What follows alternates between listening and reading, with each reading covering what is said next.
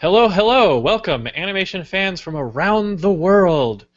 My name is Mason, and you are on the Animation Addicts podcast with the Rotoscopers. This is episode 129, and today we are reviewing The Little Prince, out on Netflix now, so go watch it. And what can I say, really? We are the ultimate animation podcast. We are the greatest that ever lived. We are the toughest in the universe. We're like three Super Saiyans just powering up on what we love about animation. But in all seriousness, if you are a recurring listener, welcome back. If you are a new listener, then welcome. And the Animation Addicts podcast, it's like, think of us as like your three nerdy animation-loving friends, and we're all like sitting on the couch like talking about animation. That is the podcast, and that is what we do. We talk about what we love about animation. We usually review one film per episode. Today is The Little Prince, and we're pretty excited. This is kind of a different one. Mm-hmm. It's definitely, it has a different backstory and history to it. It does. People are very excited for us to do this film, so I'm very excited that it finally got released in the United States, so we have a legal way to watch it, which we all watched it legally on Netflix. We always do, right? We always. Why even mention the illegal part? Because we're so clean cut. We don't incriminate us more. I'm not guilty. Do I look guilty? I'm just saying, if you wanted to have seen it, you could have. But I waited, and now I see it in its glorious HD instead of some crappy stream that is glorious available somewhere HD else. and Technicolor. So.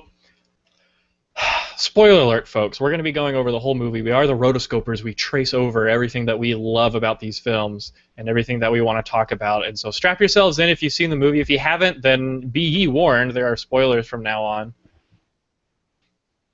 Completely. I just want to make a quick announcement, a really, really important one. Oh, please do. On Thursday, I'm getting a haircut. This big moment for me. I am, dude. Someone actually yelled at me from their car yesterday because of my hair. So what? I'm starting to get. It's College Station, Texas. Positive or negative yell? Oh, negative. Well, what did they say? I've been heckled. I had one of those awkward, should I cross, should I not, with some person in their car, and I guess they got frustrated with me, and they were like, they rolled down the windows, they were like, cut your effing hair so you could see better. No. The punchline is, the guy was balding. Jealous. So that's what it is.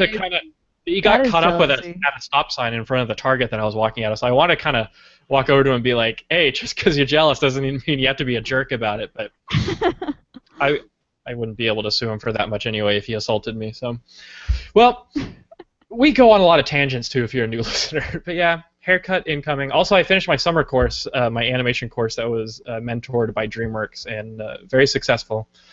We did a really good job, and hopefully this brings me that much closer to the coveted job at DreamWorks Animation. So. These are exciting times for Mason. Yeah, they are. Well, you're fixing to go to Rio. I am. And all kinds of good things are happening in Morgan's life. So we're just flowing with positivity. Speaking of positivity, I was not positive that this was. I don't know. I thought that. I guess I had misconceptions about The Little Prince because I thought it was was it like in production for a while, or did they just not get it out for a while?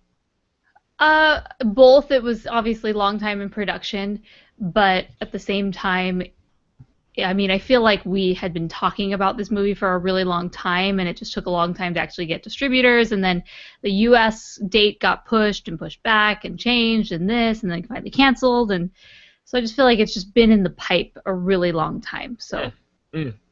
Just in the pipe. Well, so. When you're trying to figure out which studios are doing these films, it's like, I don't know. Those foreign films always have like a million studios attached to them, so I didn't really bother to put down which studio created this film. Well, Netflix did not produce it. Netflix is only distributing it. According to Wikipedia, Kaibu Productions, LPP-TV, M6 Films, On Animation Studios, Onyx Films, PP. Orange Studio, and 210 Cartoon were the production companies. It says distributed by Paramount Pictures, but Like, that might need to be crossed out and changed for Netflix. They are producing, because did you notice as you were watching on Netflix, it said a Netflix original film, which I thought was very interesting, because typically when I think of Netflix original films, it's usually the concept is from Netflix and they're the ones that are kind of produced pushing. it. Yeah. Yeah, but that isn't necessarily their definition of a Netflix original film. Mostly it's the first and only place you can find this is on Netflix. And that definitely is true in the United States because it never quite made it here, which we'll talk about in a little bit. You know what kind of ruined that Netflix original movie is the phrase Disney Channel original movie. It throws me off. I expect something like that with this. Yes. Zetus Lapidus. But this just in, Chelsea got her video working, and so we get to see her beautiful face. If I start skipping, I will turn it off. But yes. Way to take one for the team. But hopefully it doesn't come to that. Hopefully not. So director of this was Mark Osborne, who directed Kung Fu Panda. So big shoes to fill there. I was looking on his IMDb resume, I guess. I guess he did several live-action sequences for SpongeBob, which, if you watch the show, those are important. They're few and far between, but they're always hilarious. And he actually did 3 episodes of Action League Now from Nickelodeon's hit show Kablam, which I used to watch when I got home after school on weekdays. So, Very nice. Hey, Action League Now, do you remember it? The Flesh, he's super strong and super naked. Thunder Girl, she flies like thunder. Stinky Diver, a former Navy commando with an attitude as bad as his odor. And Melt Man, with the power to melt. That was the intro for Action League Now. Come on, someone in the chat has got to remember that. Anyway, this episode isn't about Action League Now. Release date was that I'm putting the Cannes Film Festival release date, which was 22nd of May. I put down 2115, so 19,000 years from now there will be a movie. Sorry, we don't get out much. 2015, so at the Cannes Film Festival. This is kind of interesting. So budget was $77.5 million worldwide. It's grossed worldwide $97,500,000 and change. And 98.6% of its grosses are foreign, so apparently the French are cheap. Meaning foreign as in everywhere but France? Everywhere but France, yeah. Not the U.S. version of foreign, which is everywhere but Texas. But we're talking about foreign to France. That is interesting. Yeah, and I mean, it definitely has made back its budget based on those box office, but imagine what it potentially could have been if it was released in the U.S. I feel the U.S. is one of the largest markets. And China's where it's at. It was definitely positioned. It was supposed to be released around March or April of 2016, man. and it was just cut last minute, almost a week before is finally when the announcement came out. And I remember. Yeah, but what came out in March or April, like animation? Well, that's what I'm saying is that if it would have come out, I feel that it could have done relatively well. I mean, there was Zootopia that came out, and Zootopia has gone on to make over $1 billion in the box office. So I'm not saying that it would have beaten Zootopia by any means, but I think it could have found an audience and definitely made some additional sum. I mean, we don't know how much Netflix paid for the rights, obviously, to have exclusive. Yeah, how does that work? They buy the rights, and obviously that's kind of how they pay the filmmakers. But then again, to me, the problem with there's like pros and cons of being on Netflix because, yay, it was so great that Netflix came and saved this movie from, not having a distributor. It seemed like it was really in limbo for a while of, are we ever going to see this? What's Paramount doing? But so the pros and cons with Netflix is great. It's on Netflix. Most everyone can watch it because a lot of people do have Netflix subscriptions. But then I feel it really taints or hurts sales of the home media. Which, I mean, I have no need of owning this film if it's going to be on Netflix. Not saying that it's going to be on Netflix indefinitely, although it may be because now it is titled a Netflix original, brand. Right? Yeah. So sometimes there's every month, you can go and read websites and they list, what's coming to Netflix this month and what's leaving, and so you can catch up on those movies before they leave or. Well, but this should be here for a while. without a theatrical release, it would be really hard to sell DVDs, Yeah, especially in a time when we don't. It's How many direct-to-video films have sold millions of copies without a theatrical release? Norm of the North. yes, Norm of the North had a theatrical release. Oh, it did? Yes. but that was always paid. Why did I miss it? And generally followed a known property. While The Little Prince is known in It's one of the most popular Yeah. works of fiction in the world. it is, but Very as well far known. as like around kids though, kids who haven't read it. But kids, What about Tinkerbell? What about those films? I don't know. I still feel like it would have done fine. I feel like the cover and just the way it merchandise, I mean, it would have intrigued people to buy it. Obviously, it's not going to be as same, sales. Yeah. But anyways, we are going off on a tangent. I don't know, man. All I know is that it's done. I mean, it's made over its budget. A lot of it's foreign, and then I just don't know what kind of revenue stream you can get from getting It's definitely your less, streaming right? right. If this would have been properly released properly, well, who am I to Proper? say what is proper? 'Twas this- most improper. If this would have been released in theaters, not only would have its revenues been significantly higher, right? Because now there actually are revenues, but home media sales likewise would have doubled or added to that. Now it's just grateful to have a home. Oh, Yeah. it has a home. It has a Flix home. Yeah. So like Chelsea or Morgan or both of y'all were saying, so this is based off a children's book that I never even knew existed. Sad. I was raised off of straight up Calvin and Hobbes and Garfield, I tell you what. And Hank the Cowdog. He was a huge hit in South Texas, and not much else. I never knew the book existed. It is kind of weird because I feel like they're either making these children's storybooks into animated films, or live action films. I feel like we're definitely in that era still.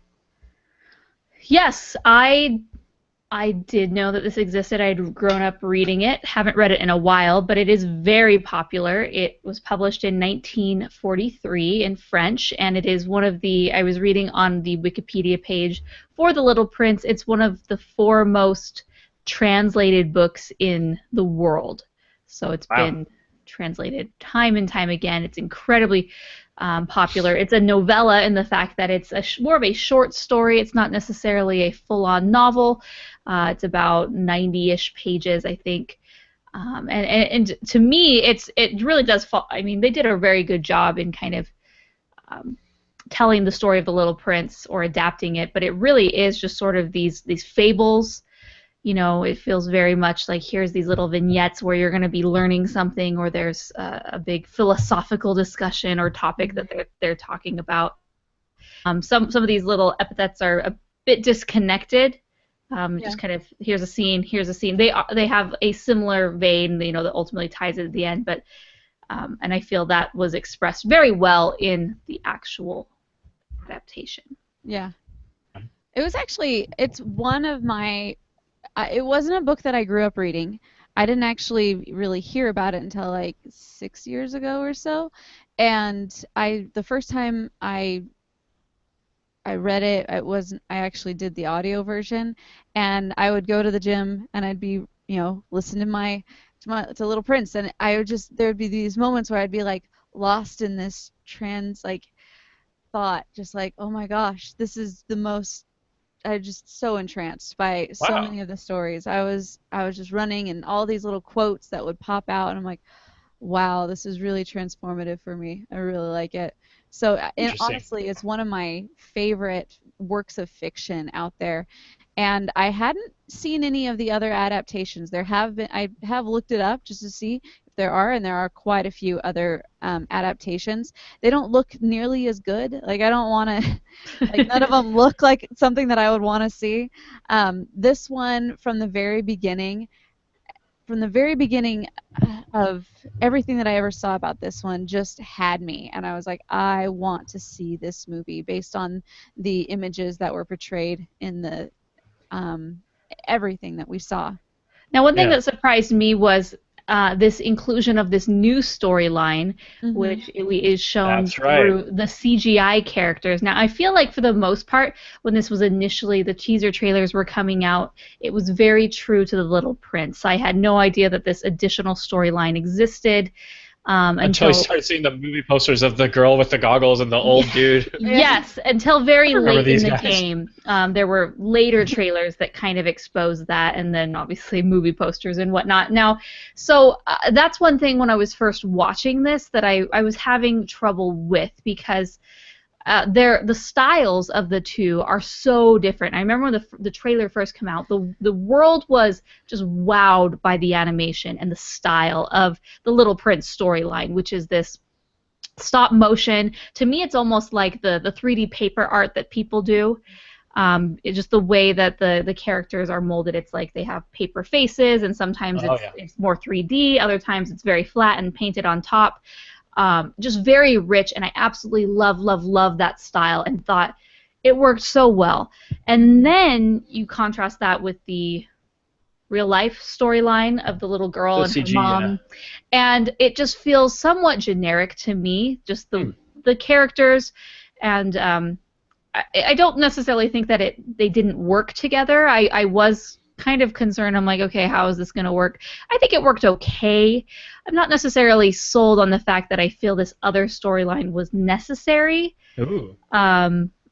Because the movie was a little long, not a little long, but longer than most. It was over 90 minutes, so most animated films are around 90 minutes, and I felt that since this is such a short work, I don't know, I'm just kind of, I would have liked, I don't know. Yeah, I'll let someone else talk while I ponder what I'm trying to... Yeah, ponderize. So I think it goes without saying, though, that there were big expectations for the film because the storybook that the film derives from is so loved and so popular. Mm-hmm. And it also helped that director Mark Osborne had this really powerful pitch that he did. He had what was called his magic suitcase, and it was really cool. Actually, I think Jeff Bridges actually mentioned it. And how cool it was that it was this kind of crazy suitcase that had all these pull-out compartments and all these pop-up things that he used to pitch the film, and it was very magical and very eccentric and stuff, and that actually won over a lot of actors and artists and got the distributors online, and so it was really an elaborate thing, and also Osborne was so impassioned with how he gave his pitch that he was actually able to get a lot of support.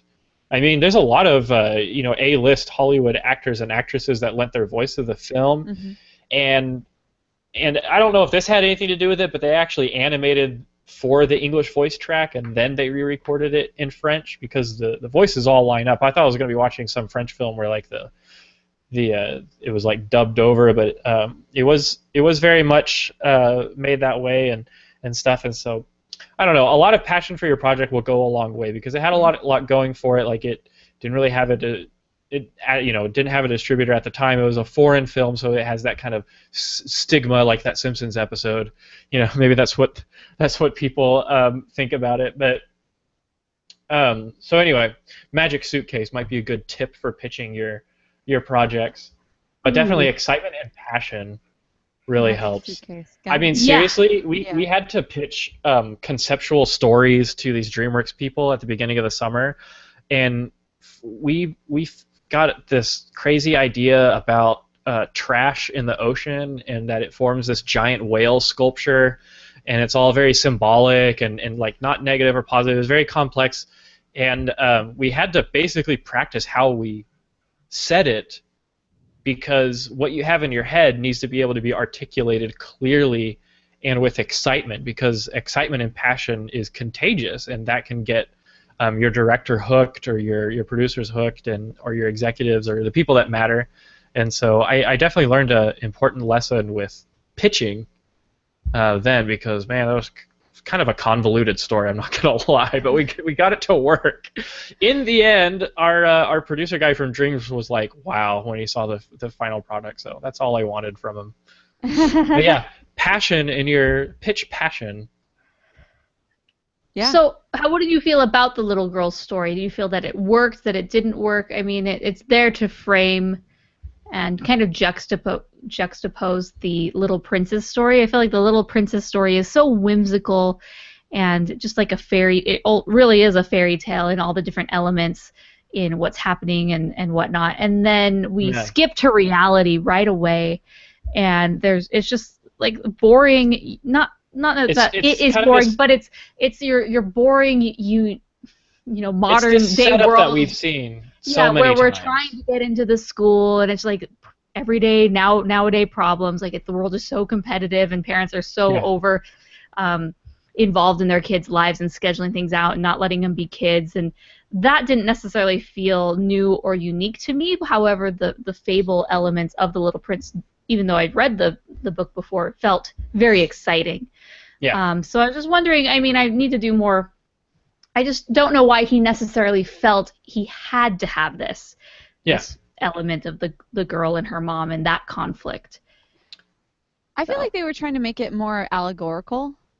I feel like there was a lot of points where you could make the fables and just the story, the lessons trying to be learned through The Little Prince. Like, you can see that happening in real life, and I think they were maybe trying to do that on a lot of cases. There are a lot of themes in here that they pulled out that I didn't necessarily gravitate to when I first read the book, and so I thought that was interesting. But they do a lot of stuff with those themes, man. Yeah. So first of all, I think everyone liked the stop motion stuff better. I would almost call it like paper motion or something like that, because they were straight up made out of paper. Mm-hmm. So the first couple scenes, you could see and then it shifted into a wooden feel, which I love that. Oh yeah, that kind of like toymation feel. I like it when the Little Prince first meets the Aviator, and he has different facial expressions, and you can see the craftsmanship in it when they switch to a different face and stuff. And so the stop motion stuff was brilliant. I personally got confused when they turned all the stop motion characters into CG characters at the end, like the little girl visits kind of this like twisted, corrupt version of the Little Prince's world, Mr. Prince. And but here's what I have to say about the little girl and the mom. They don't even have names. They're just the girl and the mother. Sweetie, yeah. Basically, what the strong point? Okay, the strong point of having that is to have, like you said, Chelsea, like a very direct interpretation of what they want you to get out of the story of the Little Prince, and have it apply to a character that maybe the audience can relate to. Because the Little Prince, and I haven't even read the dang thing, but that's how prepared I am for the show. But from what I saw in the film and from what I understood, what I saw, the Little Prince has multiple interpretations. Am I right? Yes. And the Little Prince is very ephemeral and intentionally unclear and a little bit of vague, but not necessarily in a negative way. It's basically that's what makes it so accessible to youngsters and adults like Chelsea. Like, she can watch it at the gym because it's got multiple interpretations and it's got multiple things that you can extract from it. And so subtlety and symbolism and metaphor is there.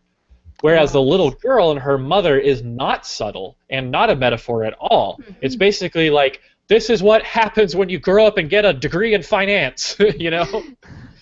This is what happens when you go to business school and try to get a job. You turn into a horrible person. Businessmen are evil. The end. Any questions? The end. But basically, it's not subtle. And so when you pair an unsubtle, ephemeral story with a story that's not subtle at all, that's very, I wouldn't say in your face, because it wasn't Zootopia exactly, but it was more very direct. Like, the mother was very much like a parody of the controlling but scared control freak. You know, she's not a tyrant because the little girl's totally into it. You know, she's just as on board with her and has the same desires as the mom. To be successful and be a grown-up and stuff. And so the many like themes and the many ideas that can be extracted from the Little Prince are kind of funneled into the story of the girl. That's just my theory on it. I loved the symbolism and the kind of ethereal, kind of not abstract but surrealness of the Little Prince segments. And whereas the CG part was just like, oh, she's like found a friend that that society doesn't want her to be friends with, and they have a lot of adventures. Oh, I bet she's going to get her feelings betrayed at some point. And and it just kind of plays out like that. Yeah. I did like how they had the difference in the two sets of animation style. It's kind of like back in the old days when there was no CG and it was just like live action versus animated, and they would do that to like do dream sequencers or Yeah, then you got James and the Giant Peach. Right, yeah. Well, but this one I felt like having the two separate like that helped it keep the two stories separate, and so that you're not like, wait, where are we still? Are we still in this world or this world? So I felt like that was really great. It kept that idea tight. I feel like at the end they did want to kind of bring it all back home, bring, how things would be if they were still going. I'm not sure how I liked that one, but I felt like it ended really well. There were just like those like 15 minutes where I was like, why? But I felt like it there was a payoff, so. There was a payoff at the end, yeah. You get to see the Little Prince in CG and not just papermation. That's what we all were looking for. That's all I ever wanted. So I will say this though, hearing Jeff Bridges in the intro was majestic. I love Jeff Bridges' voice ever since Tron, and I kind of like rediscovered Jeff Bridges. I mean, Jeff Bridges could be rattling off the side effects of like a prescription medicine in his voice, and I'd be like, keep talking, man. Thick as molasses. I love it. I kept getting like The Giver in my head.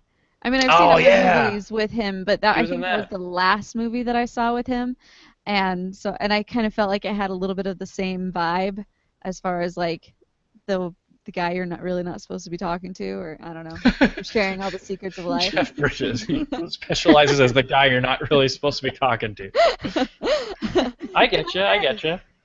And then we've got but there's so many celebrity voices. We got Rachel McAdams as the mother, and then you French people help me out with, but Marion Cotillard, and James Franco, and then Benicio del Toro, and then Ricky Gervais, Paul Giamatti. I forget who Paul Giamatti was supposed to be. And then Albert Brooks. I love all the sinister Albert Brooks roles that he's been doing lately, or that we've been seeing lately. This came out last year, and Secret Life of Pets came out later. But I'm waiting for the evil Marlin Pixar theory. He wanted Dory to get lost for the insurance money. For the life insurance. Yeah. But what I didn't like is that these big names and these cool voices, like Benicio del Toro as the snake, like after seeing Sicario, like he fits the snake character. But a lot of them are just in it for like 2 seconds. I'm thankful that James Franco was only the fox for like 1 minute. Because I'm like, can we not? I'm not a James Franco fan. I wasn't a fan. Well, I could have gone with any actor really for this over him. Like, especially when they only have like 2 lines. Yeah, I wasn't like I hate James Franco, but it was just like I didn't feel like I don't know. I didn't feel like it was like the best fit in my opinion. But the fox is one of my favorite characters. My favorite quote in the entire book is when the little prince is looking and saying, "Hey, come play with me," and the fox says, "I can't. I'm not tamed." And he comes back and he said, "What? I don't understand. What is tamed?" And he says, "To be tamed is to develop ties." And to you, I'll quote right now, "To you I am nothing more than a fox, like 100,000 other foxes. But if you tame me, then we shall need each other. To me, you shall be unique in all the world. To you, I shall be unique in all the world." I love that quote. It's one of my favorites just because it's like how much does time really goes into building a relationship, and it was just like wow, so beautiful. Eternal truths. I didn't understand what the fox was supposed to represent, or was he just kind of teaching him a lesson about human relationships? I don't know. There's always a fox. I just think of The Simpsons too. There's always a It's fox. true.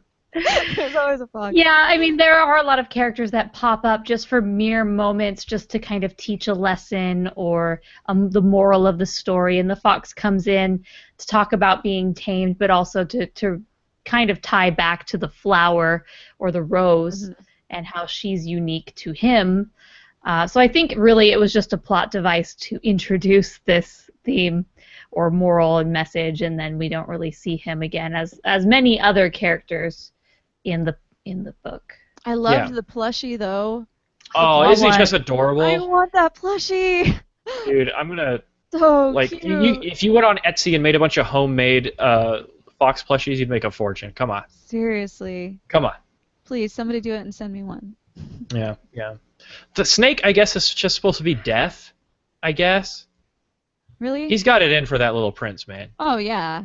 But I liked his he compared himself to being more powerful than the hand of a king or the finger of a king. Very interesting. And so it's just got a lot of messages in the Little Prince material that's just kind of like, huh. You know, some thinkers. Yeah. Mm-hmm. And that was one of the themes that I didn't really not catch on, but I didn't really think were as played as highly or as Prominently. prominently. That's a good word. Yeah, Yeah. as prominently in the book, and that was death and loss. I didn't. Death and I don't. loss. I mean, it was because when you grow up, those are the main things that you end up realizing that there is death and there is loss, and so there was a lot of that in it. But I'd liked it made me want to go back and read the book and remember exactly if that was so prominently displayed. Yeah, in the book there's a lot more themes of, like you were mentioning, growing up and this journey to adulthood, and so there's a lot of concepts that, even though this is typically referred to as a children's book, it could be considered, a more adult book in the fact that it has some little heavier philosophical themes that it does address. We don't necessarily get into those as much in the movie, and that's okay, but yeah. Yeah. But yeah. But yeah, such as and so forth. Yeah. Okay, so notable scenes. I think we can all appreciate that a flying propeller almost killed a child in this film. Oh my gosh, that came out of nowhere. Hey, at least they called the cops. When does that ever happen in films like this? Thank you for being realistic, The Little Prince. Like, something like that happens, call the cops. And your insurance company. I think my favorite parts of the film were all the desert scenes. You know, how when he first meets the Little Prince, you get this kind of wide shot, and he's like, boom, center frame. Very fantastic Mr. Fox, but not for quirkiness, more for like epicness. So it's got this kind of I don't know, Lawrence of Arabia feel, and then you got your depth of field, and it's just a very well composed shot. It's very, very cool. I think I liked all that stuff the most because it's very, very surreal. Yeah, absolutely. Those were definitely like aesthetically the most pleasing.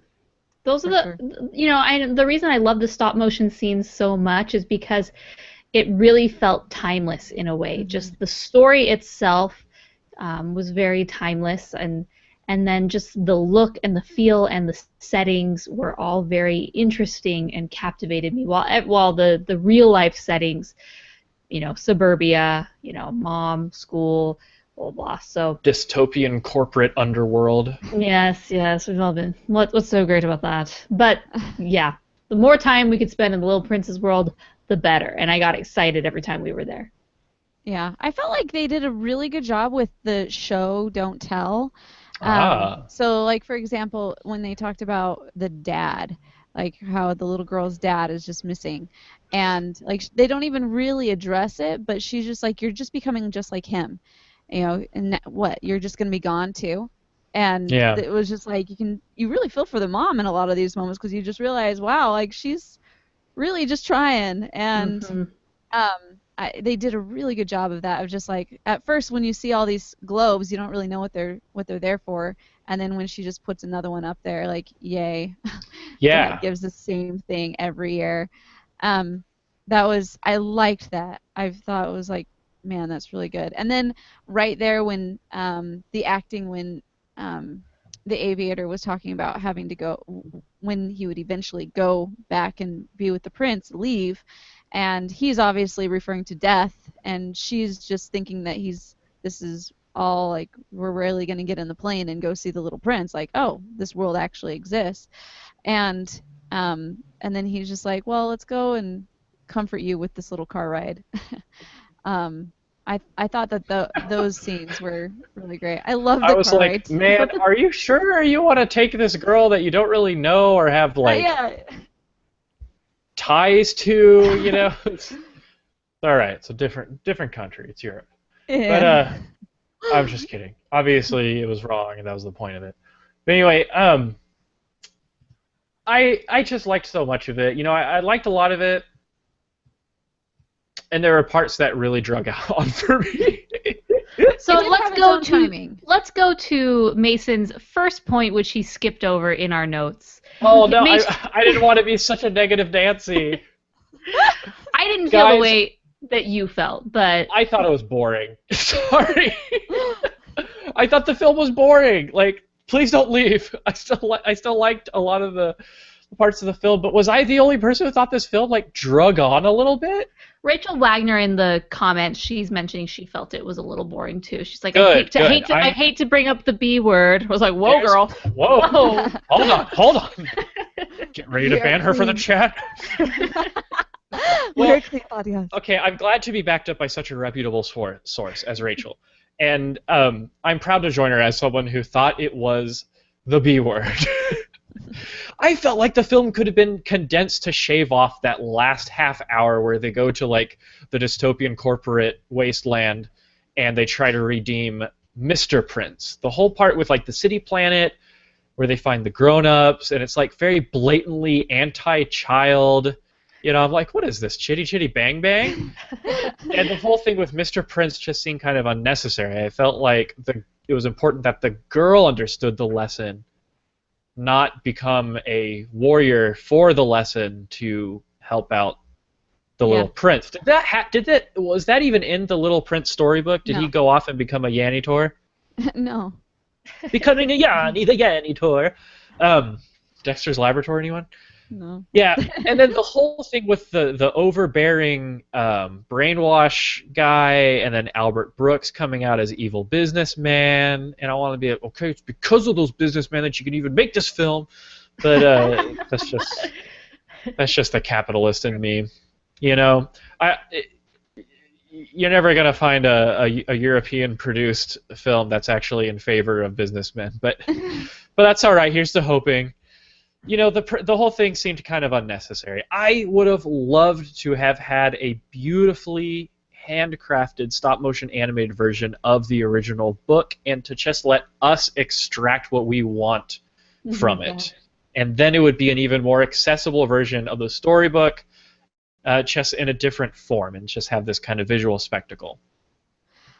I felt like the same way, and I felt like there was a lot of points where, I mean, I think they still could have kept the story of the little girl. I didn't feel like it took away in a lot of ways. In some ways it did. Like I agree with the whole going to the other like the city world, and it was just like I didn't feel like that was necessary. I think they could have accomplished what their goals were without going there.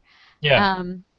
And I kind of wished in a way that it was like I wanted this to be a think deeply film in the same way that you did, and I would have really loved if like somebody like Pete Docter or like Hayao Miyazaki would have like done something like this. That would have been grand. You know, I read a few reviews and a few people made parallels to Up specifically. Yeah. Up, yeah. I saw a lot of. I like the subtlety of Inside Out and how they were able to explain those feelings, because I felt like they did try to go into a lot of the feelings that the little girl was having as far as like loss and kind of dealing with. Mason, I'm not laughing you at are you. giggling. Some dude just like proposed to Morgan on the chat. I've never seen him before, so I'm sorry. I just like that this guy is. sorry, I'm not laughing at you, Chelsea. Go on. I'll mute my microphone. Yeah. So I just felt like there was a lot of subtlety that could have been brought out of that, and I think they were trying to, and I just felt like they didn't know how to accomplish that. And you are really just, you should have turned off your camera too. He is muting himself. He is having to get a drink of water. What happened? No recovery. I can't pull up the chat when my internet's so low. So I don't know what's going on right now. So. Well, thanks for. Okay, sorry. Let's just pretend that never happened. Let's go. Well, I didn't think the movie was particularly boring. I actually was a little bit more. Well, when I first started watching it and I saw the CGI scenes, I was like, oh, well, these aren't the scenes that I really am looking forward to based on the trailers. However, I actually did find the storyline of the little girl somewhat interesting. Like I was saying before, I mean, that may sound a little bit contradictory. I didn't necessarily think it was 100% needed. However, it was interesting enough that it kept my attention, and I did like certain elements of the story. But definitely the stop motion took the cake, or took the prize, right? Yeah. Yeah. Oh, cake. Man, I'm hungry. What'd you think of the music? I'm surprised Chelsea has nothing to say about the music. I thought it was good. It's all about that Hans Zimmer. I mean, he So, did a great job. I got kind of a Coraline vibe from, there were a couple songs that actually had Camille. kind of a quirky vibe to it, It was very French feeling for me. Oui, oui, ha ha ha. Which I loved. I felt the score and the Okay. songs were very appropriate, and that they really did help to enhance this movie. I saw some of my friends even tweeting about this, saying, "Oh, that Hans Zimmer score on The Little Prince, it's amazing." People who I don't think would normally, I feel like, be watching an animated film, so I thought it was interested. It got me excited that The Little Prince has an audience, and not only are they enjoying it, but they're also enjoying the music. I really did like the unique songs that, again, were somewhat timeless for me. I feel like sometimes you throw a pop song in there, and it's like, thank you for no pop songs. Well, I don't know this Camille I feel like, lady. I mean, maybe Camille is it wasn't poppy. It was pop. quirky. She's not pop, but French, I feel, is somewhat timeless. Like French songs. Just because we don't. Yes, just because I'm not. It. So I'm like, so timeless. Yes. But I liked it, so those are my 2 cents. Okay, all right. Yeah, I felt like that was all good things. All good. I think it helped the timing of it too. I mean, that's one of the reasons why it was able to take its own time, is because it did have a good score to kind of back it up, and it for me, that's why I didn't notice it being so long. I felt like it was good for contemplation and thought. So Mondays are for coffee and contemplation. Anyway, Stranger Things, man. Speaking of Netflix. But yeah, I love the music. I thought the music was good. I also liked that the movie was not so happy and wacky. It was very heartwarming. But a mandatory animated dance party would have been out of place, and so I'm glad they refrained from it. Could you imagine? Could you really imagine, like, Little Prince and the Rose and the old girl man and the old man? Oh no, the old man's not coming back, man. I think they were pretty serious with how they kind of tied him up at the end, Yeah. or tied his arc up. It's like maybe he's not going to get out of that hospital bed, But at least she got to see him, and share the story with him. She completed it. I liked that. Maturity, y'all. They tied the book into it. Like, oh, this is actually how the book got started. I thought that was cool. So, but as far as okay, so I was trying to get a balanced opinion on this. Okay. I'm trying not to be the jaded critic, but I'm also not trying to be like all googly-eyed in love with these films. And I'm trying to be balanced. So I came across 2 critic reviews, and one of them was very positive, one of them was slightly negative. So I don't know. One of them was from the Independent. It had a lot of good things to say, and they both use the same quote. It is only with the heart that one can see rightly. What is essential is invisible to the eye. So they compare that as like sitting alongside this kind of gentle philosophical reminder that love is enduring. Growing up doesn't mean shredding your dreams and all this stuff. I feel like Judy Hopps' parents in Zootopia would have done very well in the universe of the little girl and the mom. Besides the fact that they're rabbits and not humans. But anyway, and then Vox came out with one that said, oh, it actually criticized it, so it actually paralleled the film's message with this kind of millennial trend of avoiding adulthood. So they saw it as not just grow up but don't forget. They saw it as an attack on growing up, in general. Mm-hmm. And I can kind of see that because the film was sort of antagonistic of, quote unquote, the grown-ups, the people that are the academics, the people that are the businessmen, the people who, exploit natural resources. I'm like, I don't know. I didn't have a problem with him stealing the stars because he was powering a city, but apparently that was the wrong thing to do.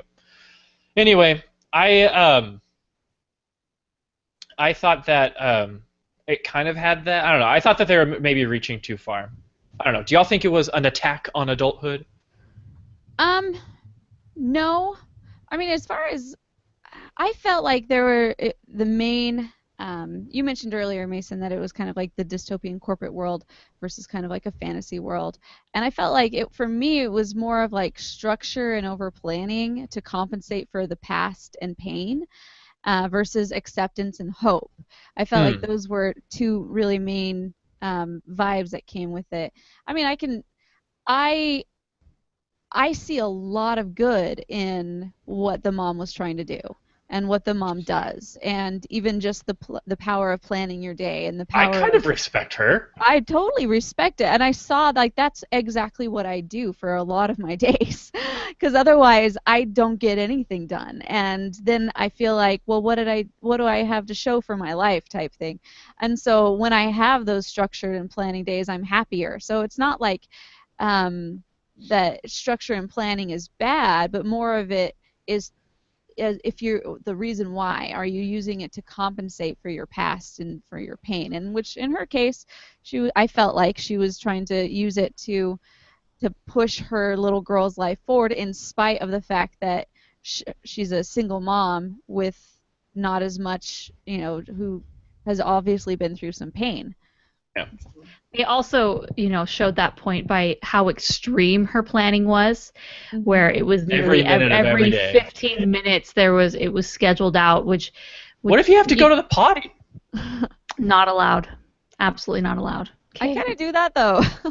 But I don't follow through 100%. But it's like I would in a perfect world. I mean, for an adult that's fine, but I do think there are elements where children need to be children and just play and enjoy life and be creative, and I think that's kind of what it was trying to portray. That yes, this, obviously we see structure as good because we've learned to accept it, but forcing that much structure on a child is really stifling. And she didn't really put up a fight for the most part. Like she was totally happy. For it. She was alone all day long, and she was all for it, and she was getting her goals, and she was doing her homework. And then it's when she realized that she found a friend, and how much joy she had in that and that experience, and through this story that was being told, which is very much of a child sort of thing, where you read fairy tales and whatnot. I think she kind of realized what was missing in her life, and that's why she kind of started revolting and doing a lot more of that and lying, which I think was like her mom kind of her breaking point, where she was such a perfect girl up until that moment, and then she lied about her birthday. Her mom was such a jerk when she was like, "Let's see, yep, you can hang out with your friend next summer." Yeah. I look forward to meeting them. Yeah, between 1 and 1:30. So yeah, the mom definitely had flaws and stuff, but I don't know. I mean, I know that I'm going to be the parent that's going to send my kid to, like, math camp and stuff. Oh, you got to really? be, man. Yeah, because STEM is taking over the world. But, no, not really. As a grown-up who I don't think has really grown up, just ask my wife and my little sisters who act older than me, I totally understand the theme of growing up but not forgetting, and I think what satisfied me with the ending was when the aviator hugged the girl and said, "You are going to make a great grown-up." Mm-hmm. By implying that she will grow up someday, but that she'll do it according to the Little Prince. She'll she'll not forget what is the most important thing, you know. Keep the main thing the main thing. All right, so we can jump to rating it, or I have a few reviews which we can listen to before we rate it ourselves. Let's rate and then go to the other people's reviews. Yeah, our opinions are more important than theirs. So then, Mason, why not you take it away? All right, 3 stars. 3 stars, folks. It was pretty good. I would definitely show it to my kids. Like, it's very kid friendly. Like, it's very cool. And the animation, we didn't even talk about the quality of the CG animation. Like, it's not that bad. It was very good. I think it's good. Yeah. That's pretty good. But I wouldn't see it again. We were talking about this at the Rotocast for our patrons, and okay, maybe not math camp, maybe animation camp if they have one. But I'm responding to people on chat. But we didn't even talk about the animation. You know, I just thought it was good, and we had a conversation about replay value at the Rotocast for our patrons. Which, by the way, you should totally become a Patreon subscriber. It's really easy to do. I wouldn't see it again. Some films I think are good, but I wouldn't see them again. This is one of them. Sorry. Okay, I will also give the movie 3 stars, but I do say that there is replay value, and I think the main reason why there is replay value is because I have read the book, and I like going back to my thoughts of the book, and I like going back to thinking and seeing the portrayal of that, and just the pictures are really pretty. So I do believe that there is replay value for me, and I actually do want to see it again, just because it was like I'd like to relive some of those earlier parts of the movie, not necessarily the end, but you know some of the earlier parts when they are so deep into the stop motion part. I would go back for that. I will also give it 3 out of 5 stars. I thought it was somewhat enjoyable. It was definitely enjoyable. It wasn't boring, as the B word has been mentioned, but I liked. I could have seen these almost as 2 separate movies. I could have seen just the girl storyline and expanding that a little more, and then the Little Prince storyline and expanding that a little more to be a feature-length film. And interesting that they combined them together. I think, again, they would have been better separately rather than together, but the Little Prince could have been replaced with almost anything, and the little girl's storyline still would have made sense. Yes, exactly. Exactly. I loved the music, and especially loved the animation, like Mason said. The CG animation was very great. I didn't ever feel that I was watching something very cheap or homegrown or whatnot, or direct-to-video, which obviously it was not. It has $77 million budget, so we can definitely expect very good things. And the stop motion is just so jaw-droppingly beautiful. Beautiful. I need more of it in my life. I really do. I mean, the parts where you can see it's called subsurface scattering, where you can see the sun through the paper, on the scarf and the hair and stuff. Man, it's just mwah, mwah, mwah. I'll agree with that. Morgan always makes a really uncomfortable face when I do that. All right, so now let's go into some voicemails. We had 4 voicemails, 3 particularly about this film.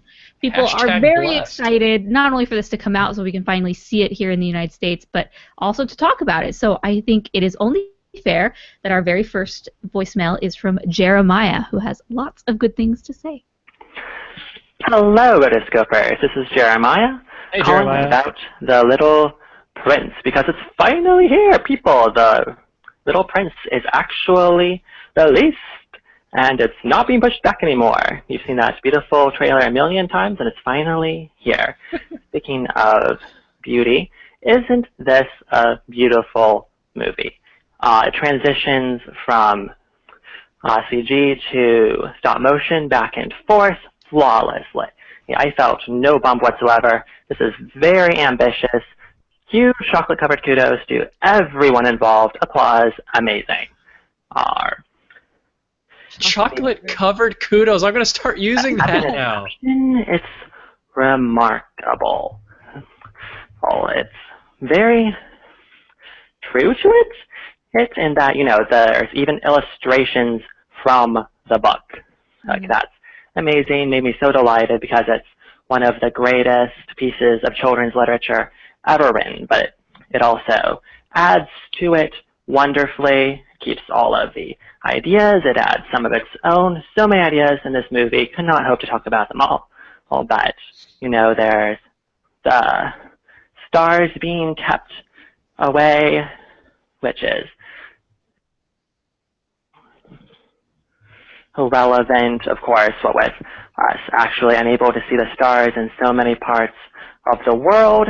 There's not growing up too fast. There's that, we want to make everything utilitarian. Well, so many things utilitarian that we can't have art if everything's utilitarian. Just so many ideas. And isn't this a cool time to be an animation addict, people? I think it is. Anyways, 4 out of 5 stars. I know, sounds a little low after all my gushing, but I don't think it was, quite up there with 5, but it was extraordinary just as a very unique piece of filmmaking. All right, that is all. Bye-bye. Woohoo! Thank you so much, Jeremiah. So 4 out of 5 stars, huh? Well, all right. I love Jeremiah's voicemail. He was so animated and excited and Chocolate-covered I love it. Chocolate-covered Yes. kudos, I man. need more Jeremiah voicemails. So that was very fun. All right, our next one is from Brandon, who is one of our writers. So let's check out Brandon's voicemail. Hello, Morgan, Mason, and Chelsea. Brandon! You guys might not know this, but I am one of your writers for the Rotoscopers website. Yeah. And also, this is my first voicemail.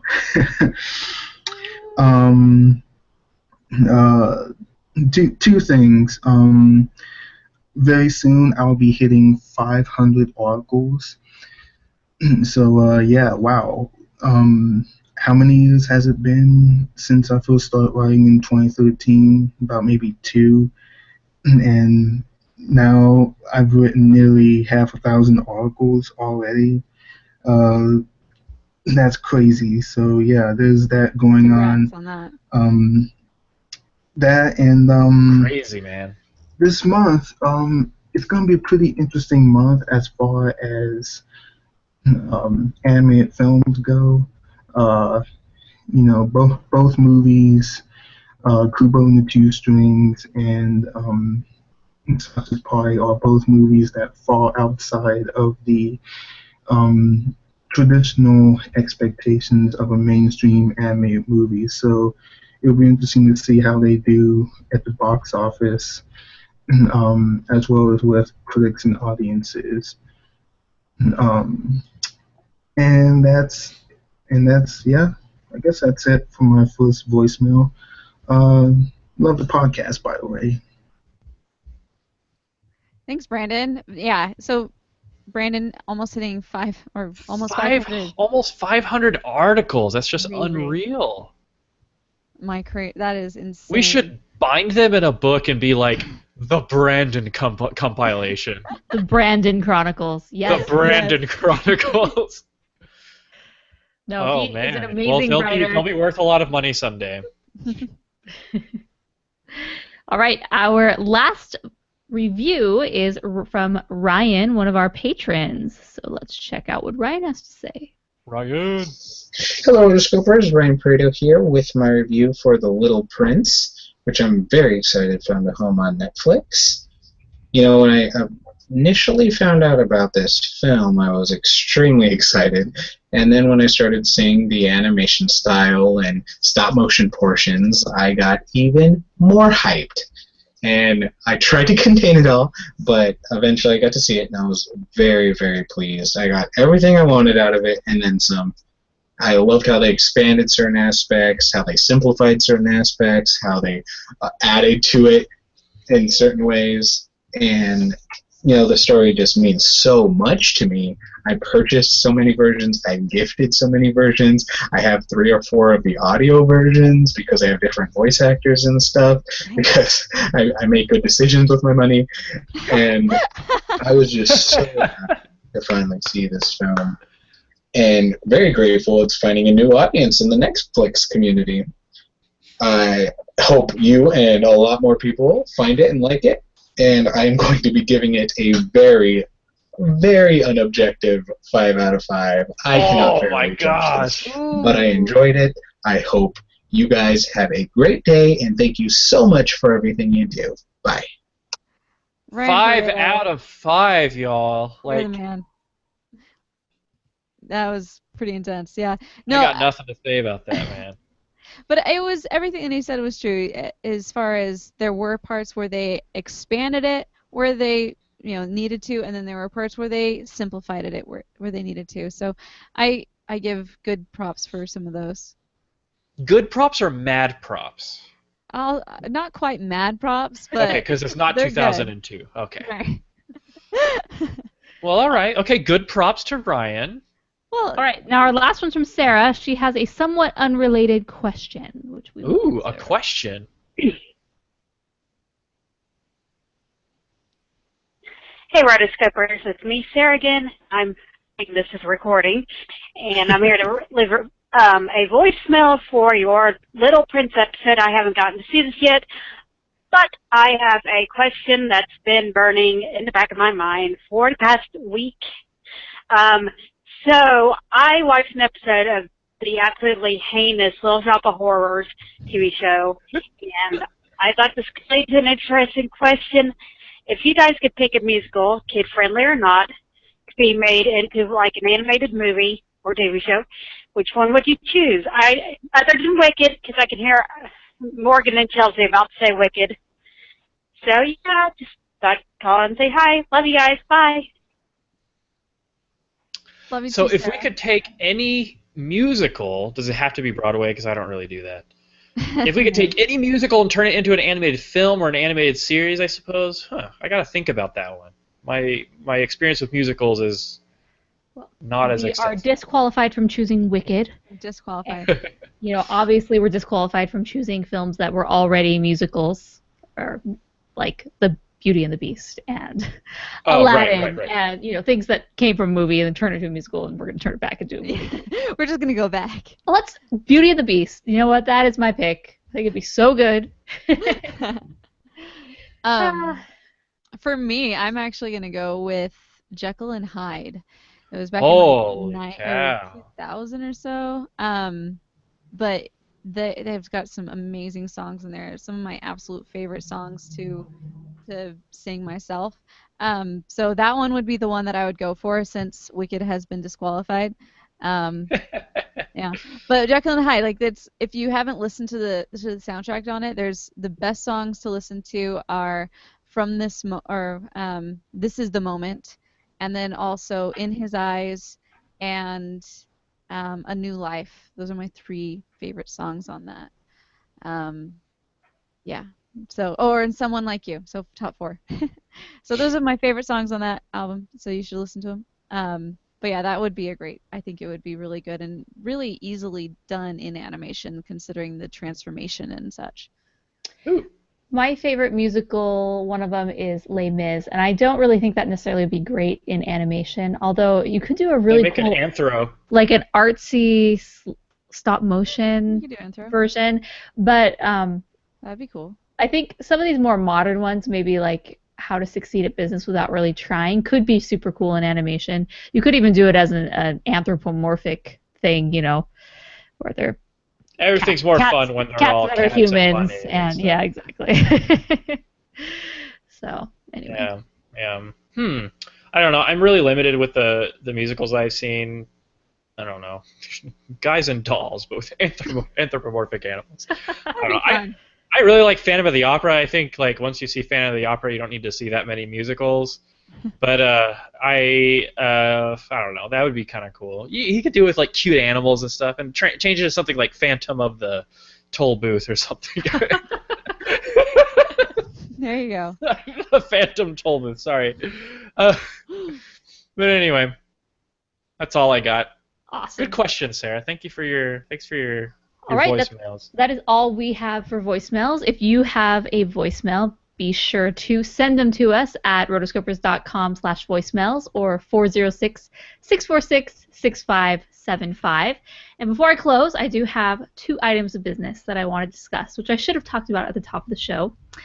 One, Morgan's PSA on us being critics. PSA?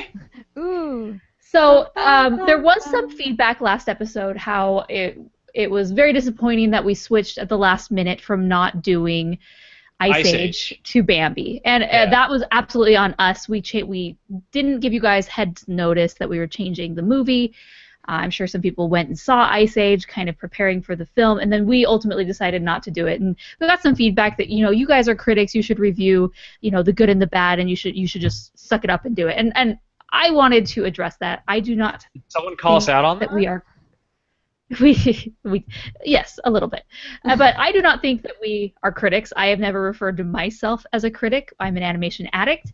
And like I said at the other podcast, I'm addicted to the good stuff, and I, have a good time with the bad stuff. But yeah, long story short, that one was bad on us that we didn't give you enough heads up that we weren't going to do it, and we will be better in the future about if we switch things, not to literally do it the day before and say, nah, just kidding, we don't want to do that anymore, because that wasn't really fair to you guys.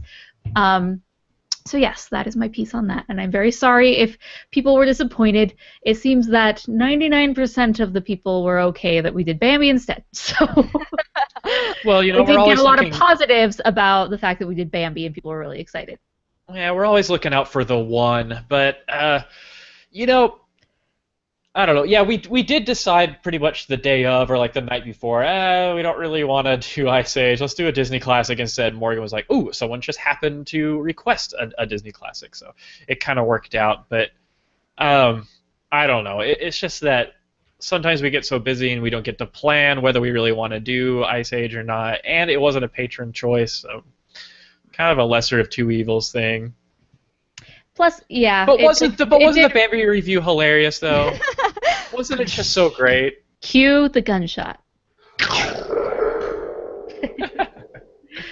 Perfect. So my other little announcement is the status on writing applications, or if you applied for graphic designer or film editor. Yes. Film editor. We're making a movie, guys. Video editor.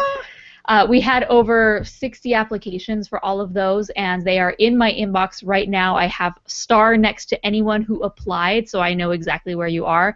The fact that we got so many was kind of overwhelming, to be honest, and so I haven't actually gone through them yet. I want to make sure that I go through them all at once and give everyone a fair shot.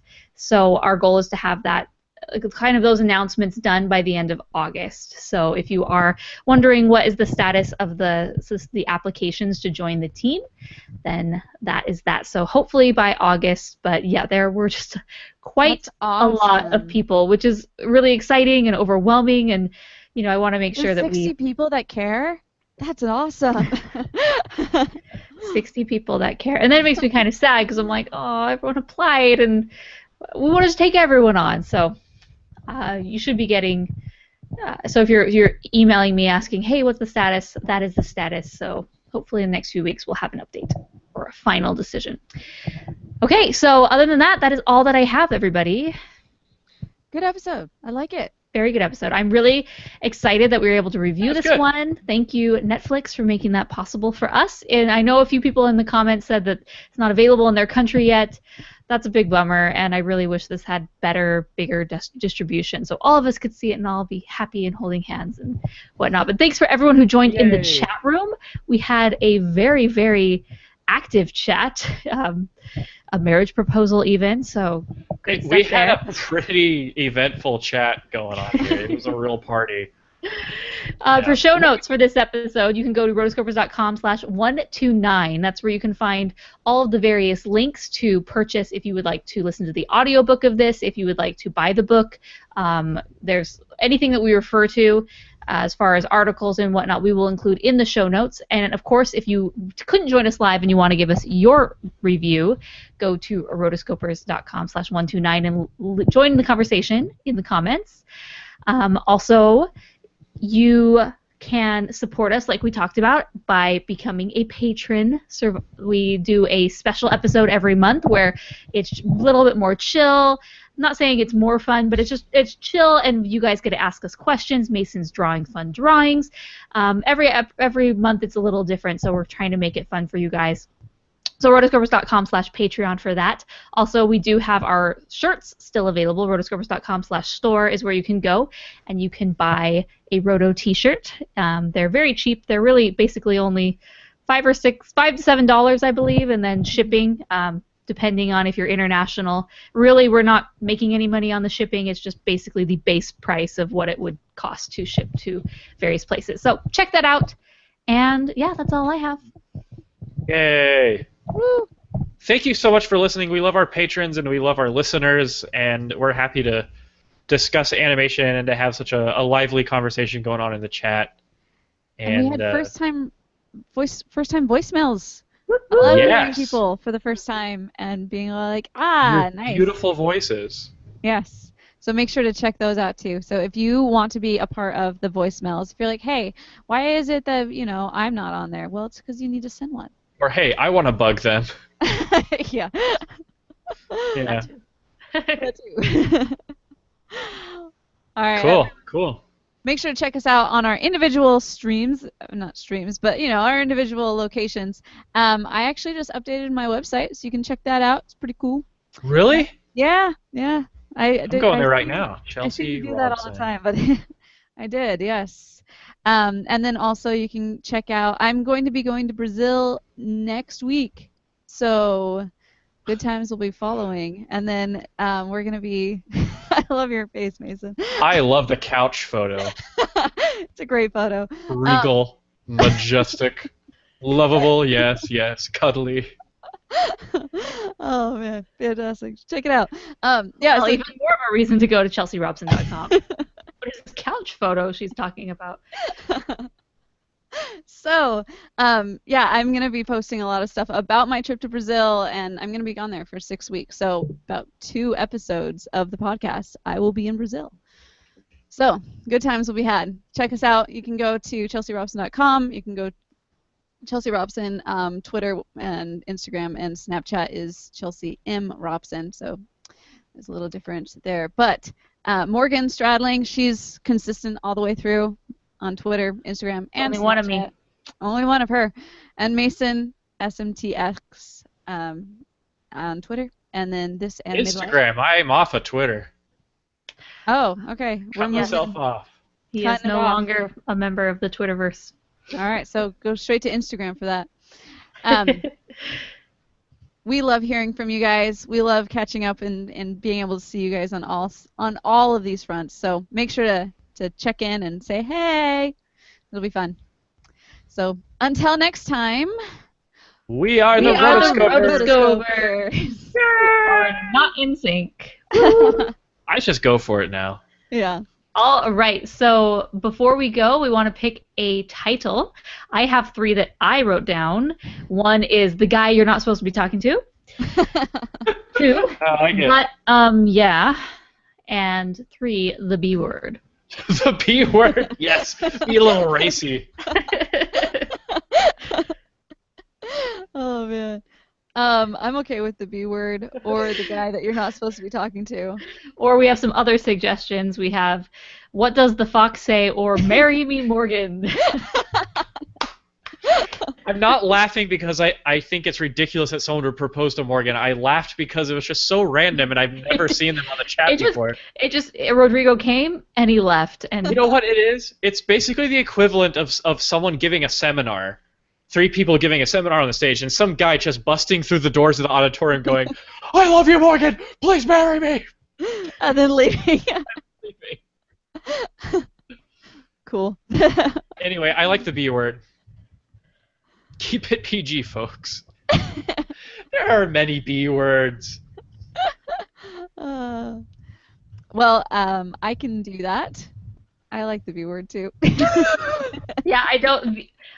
VJ was like, "Hey, keep it PG, folks," and I don't think he listened to the actual part where we refer to what the actual B word in this case is. Man, you know us. You know us, dude. Go on. You'll know what it is. We always keep it clean. Always keep it clean. I let one slip last year though, but no one caught it. Naughty, Shame. naughty. I said the CRAP word. Oh no. Never.